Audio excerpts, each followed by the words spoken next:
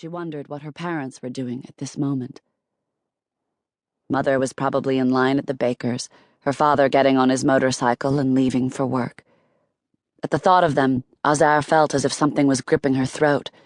She lifted her head, opened her mouth wide, and tried to gulp down the air seeping through a narrow opening into the van. Her head thrown back, she breathed hard, so hard that her throat burnt and she started to cough. She undid the tight knot of the headscarf under her chin and let the chador slide down her head. She held tightly to the railing, sitting stiffly, trying to bear the swaying and lashing of the car as another burst of pain blazed through her like the fiery end of a bullet. Azar tried to sit up.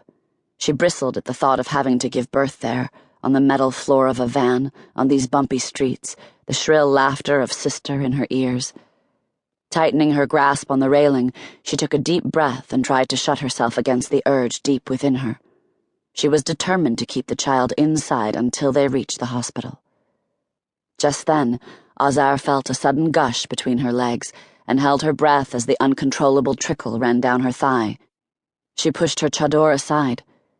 Panic swept through her as she touched the pants carefully with the tips of her fingers. She knew that a pregnant woman's waters would break at some point, but not what would happen after that. Did this mean the birth was imminent? Was it dangerous?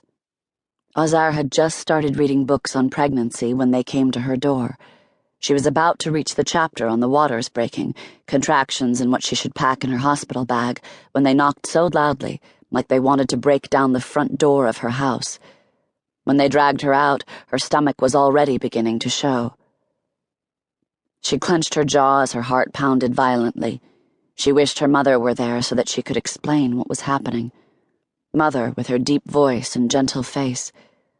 Azar wished she had something of her mother she could hold on to, a piece of clothing, her headscarf. It would have helped. She wished Ismail were there so he could hold her hand and tell her that everything was going to be fine.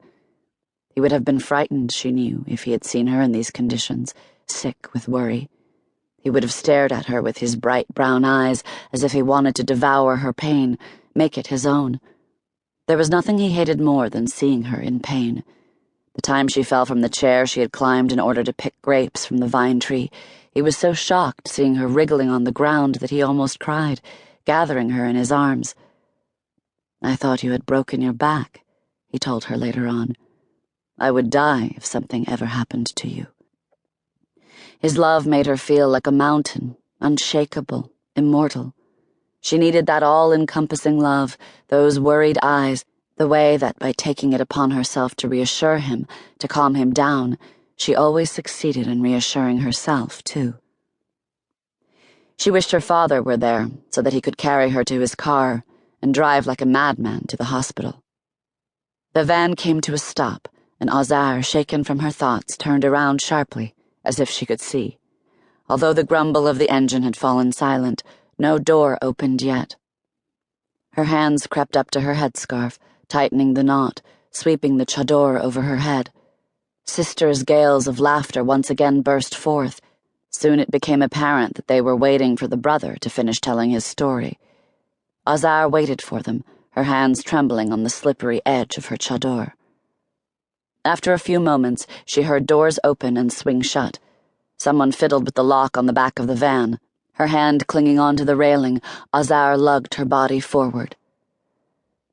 She was at the edge of the car when the doors were drawn open. "Get out," Sister said as she fastened the handcuffs around Azar's wrists. Azar could barely stand.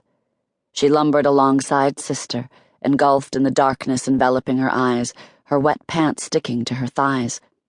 Soon, she felt a pair of hands behind her head untying the blindfold, and she found herself standing in a dimly lit corridor, flanked by long rows of closed doors.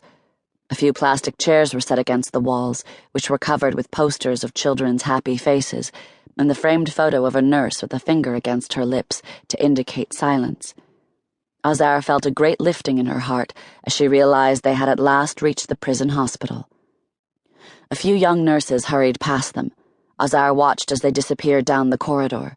There was something beautiful in having her eyes out in the open, her gaze hopping hurriedly, freely, from the green walls to the doors to the